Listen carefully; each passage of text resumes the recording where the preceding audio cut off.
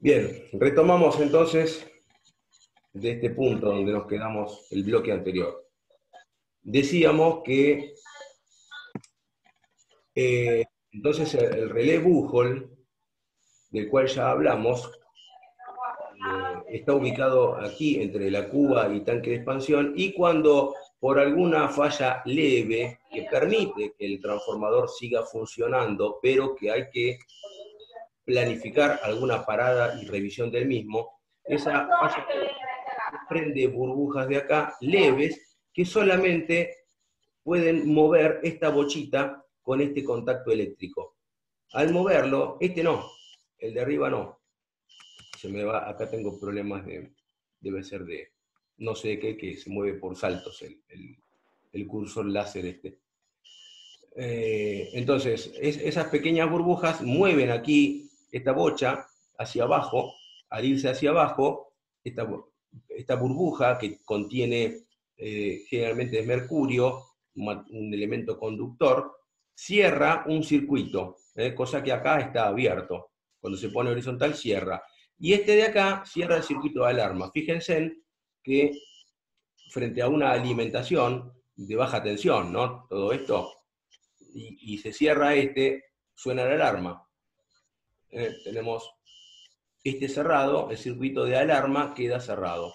Mientras que el circuito de esta bobina, que es la que se comporta como un electroimán, ¿no es cierto? Tiene un vástago que, que sale, ¿no es cierto? Y actúa sobre un percutor que abre el dispositivo de media tensión. Esta bobina queda sin energizar, porque al ser burbujas débiles, aquí no alcanzan a ubicarse las burbujas y no se mueve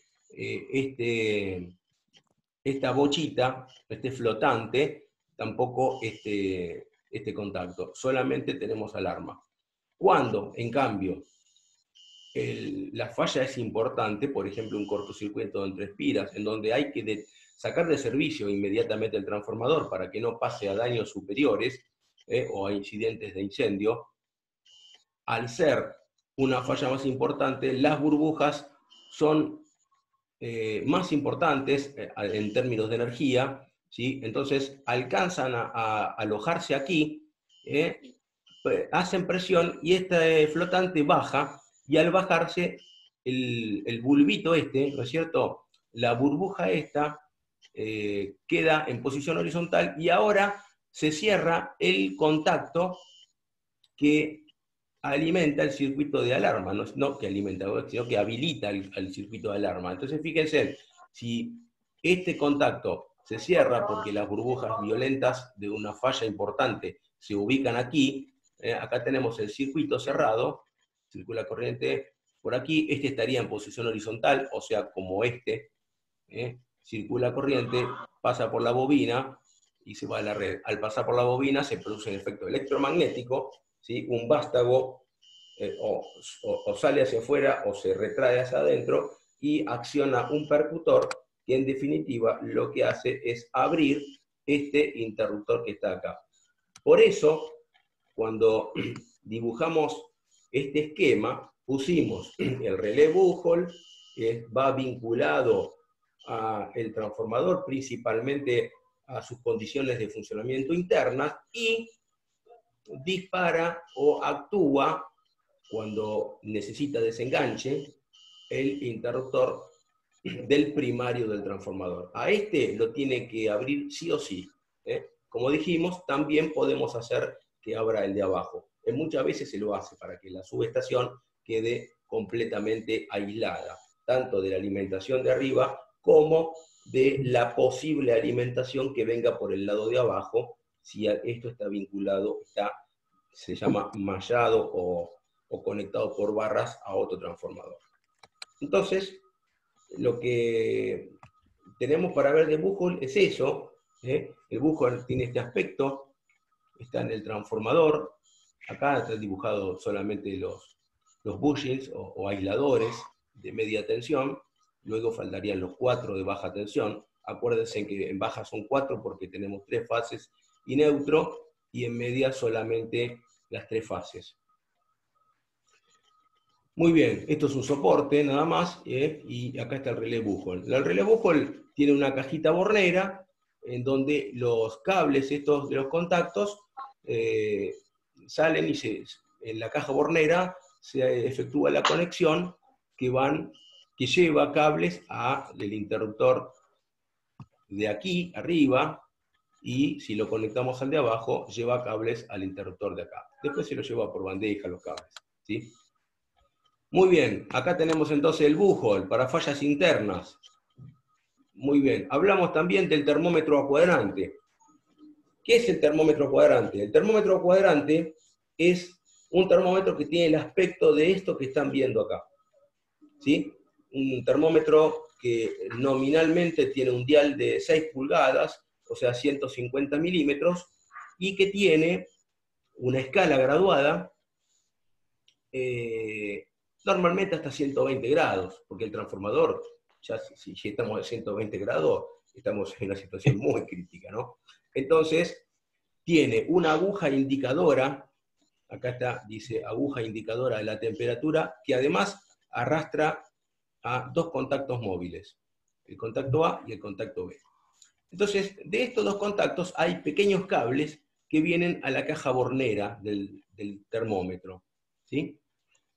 Y tiene dos agujas, que es la verde y la roja, que la verde es aguja con contacto fijo para alarma, y la roja es aguja con contacto fijo para desenganche o desconexión del transformador. La aguja indicadora nosotros no podemos moverla, solamente se mueve en función de la temperatura, indicando el valor de temperatura que tiene el aceite. En cambio, la aguja verde y la aguja roja tienen un mecanismo que desde afuera, con una perilla, esta que dice acá, perilla de regulación para ubicar las agujas con contactos fijos, yo lo puedo ubicar en 60, en 70, en la temperatura que necesite. Entonces, acá están en 65, por ejemplo, y en 78, digamos. Entonces, ¿cómo funciona esto?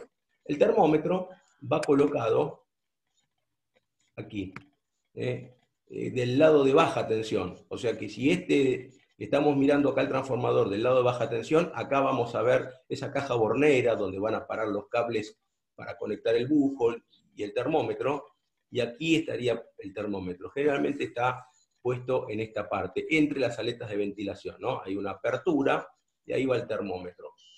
Si en cambio estamos mirando el transformador del lado de media tensión, no vamos a ver el termómetro ni la caja de conexiones. ¿Por qué? Porque están del lado de baja tensión.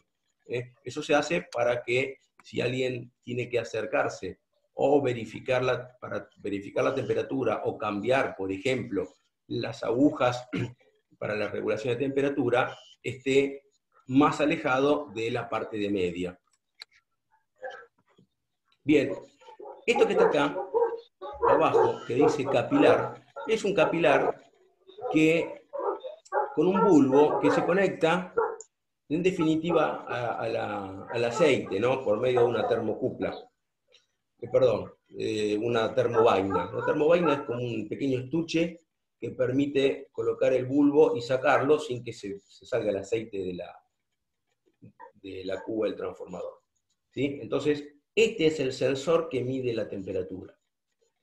Bien, no vamos a entrar en el funcionamiento del transformador, porque estaríamos en un instrumento en particular. Esto funciona porque este capilar, que tiene un cierto largo, tiene en su interior, bueno, ahora no sé, pero hace unos años estaba lleno de mercurio, y acá tiene un sistema que se llama Bourdon, que cuando la temperatura aumenta, ¿sí? Aumenta la presión. Es un sistema lleno a volumen constante, como quizás estén viendo o vean en termodinámica.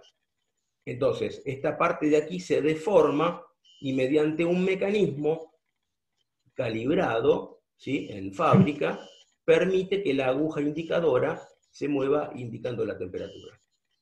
Ahora bien, estas dos agujas, la verde para alarma y la roja para desenganche, nosotros voluntariamente podemos moverla. Supónganse que las ubicamos en estas posiciones, ¿sí? Esta aguja va a indicar la temperatura y va a arrastrar a dos contactos. El A, que cuando llegue a esta temperatura va a hacer contacto con el A' de esta otra aguja, y el B, que está acá abajo, que cuando llegue a esta otra temperatura mayor, va a hacer contacto con el punto B'. ¿Qué es lo que va a pasar? Vamos a suponer que el transformador, por algún motivo, empieza a aumentar la temperatura en el aceite. Entonces, ¿sí? Porque aumenta la carga o por algunos inconvenientes que puedan tener interiormente. Entonces, esta aguja indicadora negra va a empezar a aumentar la indicación. ¿Sí? Si la temperatura sigue subiendo, cuando esta aguja llegue a alinearse con los, por ejemplo, 65 grados de la aguja verde, que es para dar señal de alarma, el contacto A se va a cerrar con el contacto A' y va a ocurrir esto que está acá. El contacto A se va a cerrar con el contacto A'. Entonces, si esta es una alimentación, esto es en baja tensión que se alimenta, ¿sí? Este circuito va a quedar cerrado y va a circular corriente por la alarma, y es ahí donde va a dar alarma el transformador, de que la temperatura llegó al límite determinado como máximo, ¿no es cierto? Ojo, hay alarma, algo hay que hacer, empezar a sacar carga o evaluar qué está ocurriendo. Si la temperatura sigue subiendo y, digamos, quien opera la cámara transformadora no hace nada, ¿sí? Va a llegar un momento en que la aguja indicadora negra va a alcanzar la temperatura en la cual está seteada la aguja indicadora roja. Y en ese caso, el contacto de la aguja negra de indicación de temperatura, el contacto B, va a cerrarse con el contacto B' de la aguja que se puede setear para la mayor temperatura, para la desconexión. Y lo que va a ocurrir es que este contacto B' se va a cerrar entonces, porque lo arrastra la aguja. Al cerrarse este contacto, fíjense que el circuito que queda cerrado acá es el circuito que alimenta a una bobina. ¿A cuál bobina? Bueno, en principio a la bobina del interruptor de baja tensión, porque acá hay un problema más que de cortocircuito, de sobrecargas. Es algo que evoluciona lentamente. Esta bobina es una bobina que está dentro del interruptor y que cuando circula corriente por ella, es decir, cuando se alcanza la temperatura de la aguja roja, que se cierran estos contactos BB', esta bobina circula corriente por acá y queda energizada. Entonces también se produce el efecto electroimán. Un percutor que tiene, el vástago sale, actúa un percutor y hace que el interruptor de baja tensión abra, este que está acá. Y al sacar la carga, deja de circular corriente y por lo menos los efectos térmicos debido a la corriente empiezan a minorar y la temperatura del aceite va a empezar a disminuir. Obviamente después hay que ver qué pasó, hay que analizar la instalación y el transformador. Pero son todas protecciones que si no estuviesen, bueno, todos estos fenómenos dañarían el transformador. Bien, como decíamos, nosotros podemos conectar el termómetro para que también actúe acá en paralelo con otra bobina, que sería la bobina del fusible de media tensión. Normalmente sacan solamente el termómetro, pero podríamos conectarlo acá. Y, insisto, lo digo además porque es importante, el búhol, sí o sí, esta bobina de desenganche tiene que estar conectada, tiene que ser la bobina de este interruptor, del que está en el primario del transformador. Y también podemos conectarla en paralelo con la bobina del interruptor de baja tensión, para que en ese caso este y el de baja queden abiertos. Bien, y pasamos a la última protección, que son los descargadores por sobretensión. Los descargadores por sobretensión tienen un aspecto, esto me salió dibujado medio curvado, ¿sí? Pero tiene un aspecto como esto que se muestra aquí. Esto está dibujado en corte. Tiene una rosca, ¿sí? En donde van a conectar los cables de media tensión, pasan por acá, conectan acá y siguen al transformador. Acá está la conexión. Los 3 descargadores, está chiquito, pero ustedes pueden ampliar después el archivo, los 3 descargadores de las 3 fases, de las 3 líneas, ¿no es cierto?, de media, van a la entrada del descargador, y de ahí continúan al transformador.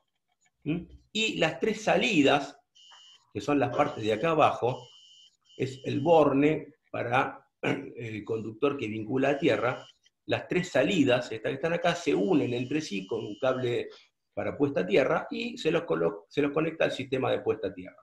¿Sí? Muy bien. Esto que ven acá adentro, dibujado en rojo, son una serie de discos que tienen de óxido de zinc. Esto hace que el descargador, cuando tiene aplicada en sus bornes la tensión nominal, dividido raíz de 3, ¿no es cierto? Porque esto, al estar en estrella, ustedes, por electrotecnia, ya saben que la tensión que cae en cada componente, cuando está conectado en estrella, es la tensión de línea dividido raíz de 3. Así que van a tener 13,2 dividido 1,73, la tensión que va a aparecer en los bornes del descargador. Entonces, cuando no hay sobretensión y todo funciona normalmente, entre este borne y el borne de tierra van a tener la tensión de línea, esos 13.200 volts dividido raíz de 3, lo que resulte de esa cuenta. En esa situación, todos estos discos presentan una impedancia muy elevada, de modo tal que por más que estén conectados los conductores de línea acá, y este de acá abajo esté conectado a tierra, junto con los otros dos, la corriente que circula por acá no va a ser una corriente de cortocircuito. ¿Por qué? Porque esto que está acá dentro del descargador presenta una muy elevada impedancia. Acá estamos hablando de corrientes que se drenan a tierra muy pequeñas. ¿Sí? Ahora, cuando aparece una sobretensión, acá tenemos un gráfico que estoy señalando, ¿sí? Por un impacto de rayo, por ejemplo, en una línea, esa sobretensión viaja en la línea y se va disipando la energía a medida que encuentra elementos. Y uno de los elementos que va a encontrar va a ser nuestro transformador. Y si nosotros no colocamos los descargadores, esa sobretensión va a quedar aplicada en el primario del transformador, lo va a destruir. Esa tensión, por relación de transformación, va a ir a parar al secundario, lo va a destruir también, y el daño va a ser muy importante. El transformador dejaría de ser útil, ya quedaría destruido, ¿no? Entonces, ¿qué es lo que sucede? Bueno, la línea sufre este pico de tensión, que es muy corto en tiempo, pero que viaja en la línea. Entonces, cuando la tensión aquí aumenta, es decir, se está desarrollando este pico y llegó a cierto valor, el comportamiento de los discos de óxido de zinc es tal que hace que ahora, en lugar de presentar una impedancia elevada, presente muy baja impedancia. Por lo tanto, prácticamente para la sobretensión, ¿sí?, el descargador se presenta como un cortocircuito. Entonces, la corriente generada por esa sobretensión, ¿sí?, en lugar de ir al transformador, ¿sí?, se deriva a tierra aquí. ¿Sí? Y al derivarse a tierra, mitiga este fenómeno de la sobretensión. ¿Qué le pasa al transformador? Bueno, el transformador recibe de alguna manera una tensión residual, ¿sí? Pero es una tensión residual que el transformador puede soportar por diseño. Si estos descargadores no estuviesen, ocurriría lo que dijimos recién. Al tener los descargadores, la sobretensión se canaliza por aquí en forma de corriente, porque hay muy baja impedancia, y el transformador recibe, acá dice, una tensión residual que la puede admitir completamente. Bueno, esto que está acá son distintas ondas de impulso que se utilizan para el ensayo de descargadores. Esto es información para que lo vean. A ver si acá tengo. Fíjense en lo que yo les decía, ¿no? Acá tenemos una línea aérea y nuestro transformador con los descargadores. Está en rojo el descargador y en verde la conexión a tierra. Los tres descargadores estarían en rojo dibujados, ¿no? Está uno solo, pero son tres. Entonces, ¿qué pasa? Impacta un rayo, este frente de onda viene para este lado y también va para este lado. Para este lado encontrará otro transformador, para la izquierda, que también con sus descargadores derivarán a tierra la corriente producida por esa sobretensión. Y lo mismo acá. Y al ocurrir eso, el transformador queda sometido no al pico de tensión de la sobretensión, sino a la tensión residual que el mismo puede admitir. Esto es un poco el fenómeno de las ondas. Véanlo tranquilo, van a encontrar mucha información. Fíjense bien la fuente de ondas de impulso. Tenemos onda 8/20, 30/350 microsegundos. Es el tipo de onda que se utiliza para ensayos. El tipo de sobretensión, como ya dijimos, de maniobra o de origen, acá salió un reflejo, de origen externo, es decir, descargas atmosféricas. Y por último, creo que acá termina, vamos a ver, tenemos cómo determinar la tensión residual que queda sobre el equipo. Fíjense, acá tenemos el descargador, cuando viene el frente de onda, hay una corriente I sub D, dibujada en azul, que viene por el descargador y se va a tierra, ¿sí? Y esta corriente I sub D, por la resistencia, es impedancia, pero hablemos de resistencia para simplificarlo, que presentan los descargadores, van a dar una tensión. Ley de Ohm, I por R es tensión. Esa tensión entre este punto y el punto de tierra, ¿sí? Recuerden que todo equipo también está puesto a tierra, como el transformador. Esa tensión es la que va a quedar aplicada sobre el transformador, ¿no es cierto? Entonces acá tienen el orden de valores. No se habla de un valor específico, pero sí estamos hablando de que cuando no hay falla, el descargador presenta una elevada, digamos, resistencia, del orden de los megohm, bastantes megohm, muchos megohm, o sea, millones de ohm, y cuando hay descarga, porque la onda de tensión aumentó, la resistencia bajó, por lo que ya explicamos, la resistencia pasa al orden de los ohm. Fíjense, se va de los megohm, millones de ohm, al orden de los ohm. Entonces, esta corriente que se descarga a tierra en ese instante que dura la sobretensión es del orden de los kiloamperes, y la tensión residual es también del orden de los kiloamperes, pero por supuesto es mucho menor a la que recibiría el equipo a proteger, en nuestro caso el transformador, si no tuviese los descargadores. Bueno, todavía sigue un poco esto, tensiones de servicio. Esto se lo dejo para que lo vean, no es más que información, es cómo calcular la tensión de servicio continuo de los descargadores. Aquí tiene todo explicado, pero a ver qué dice corriente nominal del descargador. Dice, es el valor de cresta, o sea, de cresta es de pico, de la onda 820. Estos son descargadores que están ensayados con onda 820. Entonces el valor de cresta es el valor que tiene el descargador cuando se lo ensaya con esta onda, este valor de acá, la onda 820. Descargadores, por ejemplo, de corriente nominal de 5 kA o 10 kA, son los que tienen una tensión de servicio de 72,5 kV. Y esto depende del nivel ceráunico. ¿Qué quiere decir nivel ceráunico? El nivel de caída de rayos, por así decirlo, que tiene una determinada zona. Ya estamos entrando en detalles bastante profundos. Acá la intención era que, con respecto a esta última protección, ustedes sepan que los descargadores, ¿sí?, van conectados de esta manera. Fíjense en la foto del apunte anterior que hay un transformador visto de costado, en donde llega el cable de media, continúa para los bobinados de media del transformador y está conectado también a los descargadores. Y se ve uno de los cables verdes amarillo que conecta el descargador con tierra.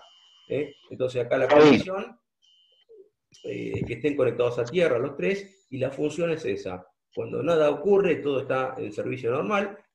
Por acá circula una corriente muy pequeña de miliamperes, que se pierde a tierra, muy, muy pequeña, no afecta en nada, y cuando llega el pico de tensión por la sobretensión, principalmente de origen atmosférico, ¿sí? Aquí el descargador se comporta de otra manera, presenta en ese caso baja impedancia, entonces la corriente que se deriva a tierra durante la duración de este frente de onda, que es muy cortita, es un pico de corriente que se va a tierra y el transformador no recibe esta sobretensión, sino una tensión residual menor que el transformador puede admitir. Fabián, Sí. ¿Tenés idea si los descargadores de baja tensión, los que se colocan en tableros, descargadores atmosféricos, que son interruptores parecidos a los diferenciales, pero que tienen un borne que va conectado directamente a tierra? Sí. ¿Tienen un funcionamiento similar, así en alta impedancia, como si fuera este de disco de silicio que estabas mencionando vos? Entiendo que sí. Con los de baja tensión no estuve no me involucré mucho con los, me involucré sí en protecciones de baja, pero particularmente con los protectores de sobretensión de baja no me puse a analizarlos en detalle, pero entiendo que sí porque están conectados a la fase y a tierra en todo momento. Y solo Exactamente. Claro, solo conducen corriente a tierra cuando hay una sobretensión. Así que el comportamiento es igual. Después, si tiene óxido de zinc u otro compuesto que mantenga esa relación de impedancias, exactamente no lo sé. Conozco un poco más los de media, ¿no? Estuve y estoy en algunos casos, por el trabajo, metido con esos dispositivos. Es que es relativamente novedoso el tema de hacer tan accesibles los descargadores atmosféricos de baja tensión, sí, porque le están dando más difusión porque bajaron un poco los costos. Son caros, pero sí. digamos, están más accesibles. Por eso se están Sí. empezando en algunas instalaciones importantes a conectar, no a nivel domiciliario, pero sí a nivel... Y aparte es importante porque la verdad que una sobretensión por una descarga atmosférica puede dañar bastante a los dispositivos, a los electrodomésticos, ¿no? Igual. Acá dice que quedan 10 minutos. Yo quería redondear el tema ya está. Acá hay una pregunta, Fabián. Sí. Dice si el valor de la tensión de cortocircuito da información sobre la calidad del transformador. Mirá, en realidad lo que te da es el valor de tensión a aplicar para tener los valores nominales, pero tiene que ver, ¿sí? Con las pérdidas. Tiene que ver con los parámetros del transformador, porque si en un transformador yo alcanzo los valores de corriente nominal en el ensayo de cortocircuito con un valor más elevado, ¿sí? Eso me está diciendo que los parámetros son de mayores valores. Habría que entrar analizar a fondo el transformador, pero podríamos hablar de que podríamos llegar a la conclusión de mayores pérdidas, ¿sí?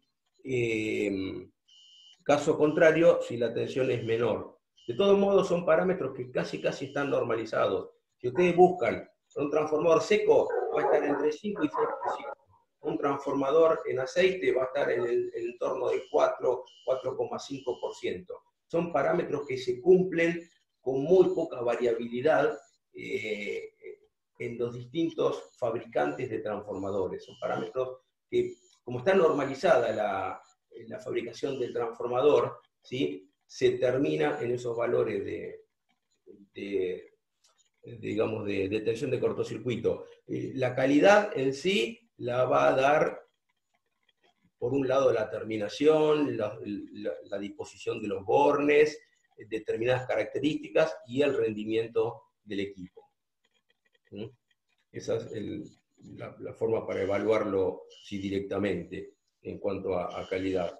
Yo lo que quería cerrar de este tema es todo lo que estuvimos viendo, la clase anterior y esta, refiere a media tensión, ¿sí? Distribución en media tensión, por ahí vamos a ver algo más adelante, distribución de media aérea, ¿no? Como pueden ver en la ciudad, los postes, qué tipo de postes hay y demás.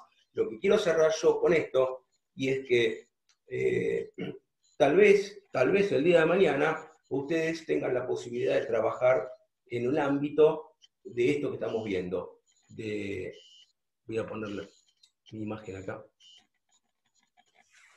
Tal vez, entonces, ¿se veía bien antes la pantalla o no? ¿O chiquita? Sí, sí. Ah, bueno. Entonces, al trabajar en media tensión hay una serie de normas, una serie de capacitaciones, no es tanto como baja, que uno dice, bueno, voy a hacer un trabajo de electricidad, ya ustedes, por ejemplo, supónganse que están recibidos como técnicos, y más allá de las habilitaciones que necesiten, por si tienen que firmar algo y demás, ¿no es cierto? Bueno, una cosa es trabajar con baja tensión, que igual hay que tener sus recaudos, y que un cortocircuito en baja tensión, en la entrada de un establecimiento, donde venimos de la red pública, es importante, ¿sí? Hay que tener todos los recaudos. En media tensión se suman, además de todos esos recaudos, una serie de instrucciones, de habilitaciones, y en muchos casos la asistencia del personal de seguridad e higiene, que mientras se hacen las maniobras o las tareas de mantenimiento están presentes. Así que bueno, ¿a qué voy? Voy a la parte, digamos, práctica de todo esto, práctica laboral si quieren, ¿no? Para acceder al trabajo de media tensión, no solo los conocimientos son necesarios, la experiencia es muy importante, es decir, acá necesitamos conocimientos, experiencia, por eso si ustedes a un momento van a comenzar con esto, va a haber alguien que los asista con experiencia, y además va a existir seguramente capacitaciones, habilitaciones de la empresa, por ejemplo, planes de trabajo para que se pueda trabajar. Protocolo de seguridad. Es decir, hay una serie de condiciones. Pero bueno, está en el programa, y lo que nosotros pretendemos es que conozcan a modo general la cámara transformadora que ya vimos y las protecciones del transformador. Porque es muy probable que si trabajan en esto en algún momento se encuentren con algún búhol, que sepan cómo va conectado, que sepan cómo revisarlo, cómo hacer maniobras, ¿sí? Que, bueno, todo eso forma parte de capacitaciones que se van a ir dando si ustedes trabajaran en este ámbito de la media tensión, ¿no es cierto? Fabi. Espera, te pido un minuto y ya te dejo. Sí. Le quería decir a los chicos que en los próximos días yo voy a enviar por Classroom el trabajo práctico que tiene que ver con todo esto, ¿sí? Es un trabajo práctico de 2 puntos nada más, donde están muy referenciadas cosas reales que se pueden encontrar, ¿sí? En la vida laboral. Así que bueno, les quería avisar eso. Se los envío, después vemos la fecha de entrega, porque todavía tienen trabajos atrasados. Sí, Héctor, todo tuyo. Sí, quería consultarle a los chicos si ya habían tocado el tema de compensación de factor de potencia, que es uno de los temas que tenemos que ver, pero no sé si en algún otro espacio han ido viendo algo.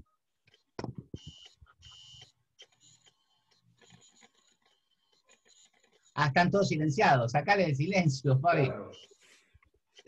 Una cosa, acá dice que quedan 3 minutos. Es ¿Qué hacemos? simplemente... ¿Cerramos en este bloque? No, simplemente esa respuesta. Ah, bueno, si por eso, cuando se cierra, en algún se cierra, espacio... entonces. No. Listo. Acá me están diciendo que no tocaron no en vimos ningún eso. espacio. Perfecto. No vimos. Entonces vamos a vimos. preparar como un tema posterior compensación del factor de potencia porque es interesante, sobre todo en las instalaciones industriales, saber de qué se trata y saber cómo compensarlo. Exacto. En resumidas cuentas, se trata de disminuir la potencia reactiva en la red. Y para eso, como generalmente las cargas son inductivas, lo que provocan un factor de potencia bajo, digamos, inferior a 1, inferior a 0,85, por ejemplo, sería ya no aceptable. ¿Cómo hacemos para aumentar, llevarlo lo más cerca de 1 y qué implicancia tiene y qué significa esto? O sea, lo vamos a ver cuando terminemos con toda esta parte de subestaciones y esté cumplimentado el trabajo práctico, como para una clase más adelante. ¿Te parece, Fabián? Perfecto. Bueno, yo quería cerrar con esto, con las medidas de seguridad y las capacitaciones que tienen ellos que recibir en el ámbito laboral para trabajar con esto, pero acá por lo menos tienen los conocimientos básicos de su estación y de las protecciones del transformador. Así que sí, perfecto, Héctor, con lo del factor de potencia. Nosotros el séptimo lo damos, pero el séptimo podría llegar a ser un repaso y una primera introducción se puede ver en sexto. Así que está bien. Sí, sí, de acuerdo. Perfecto. Bueno, chicos, les pasamos el trabajo de subestaciones en estos días y cualquier... una cosa, no tomamos la lista, así que les pedimos que manden por Classroom el presente para poder saber quién estuvo y quién no. Y bueno, nada más. La clase, si no hay dudas, ya la damos por terminada. Igual queda un minuto 3 segundos. No se olviden entonces, recuerden de mandar por Classroom en el presente. Y después le comunicamos si vamos a hacer clase la semana que viene o la dilatamos una semana más, porque seguramente en estos días ya les paso el práctico. Así tienen para ir trabajando. Eso después nos ponemos de acuerdo nosotros los profesores y les decimos. ¿Sí? Listo, bueno, chicos, que tengan... Listo, entonces, cerramos acá. Cerramos ahí. Muchas gracias, que tengan un buen día. En el canal de YouTube después va a estar esta clase, estos bloques. Vale. Muy bien. Buen Gracias. día.